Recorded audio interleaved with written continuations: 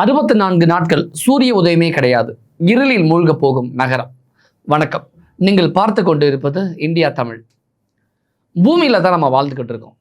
விடியல், சூரியன், பகல், இரவு அப்படின்னு பல்வேறு விதமான ஒரு ஒரு சுழலும் ஒரு வாழ்க்கை தான் நமக்கு தெரியும். அதுதான் நமக்கு அன்றாடமாக வாழ்ந்துக்கிட்டு இருக்கோம். அப்படி தான் நம்ம இது வரைக்கும் இயற்கையை பார்த்துருக்கோம். ஆனால் உலகத்தில் ஒரு நகரம் இருக்கு. அங்கே சுமார் கிட்டத்தட்ட ஒரு 64 நாட்களுக்கு சூரிய உதயமே இருக்காது. நிரந்தரமா இருள்ல தான் அந்த நகரம் மூழ்கி போய் இருக்கும். அந்த நகரம் எங்க இருக்கு தெரியுமா? நம்ப முடியுதா சொன்னா? அதான் நிஜம். இருக்கு. உண்மைதான். நிரந்தரமா இருள்ல மூழ்கக்கூடிய அந்த நகரம் எது? எங்க இருக்கு?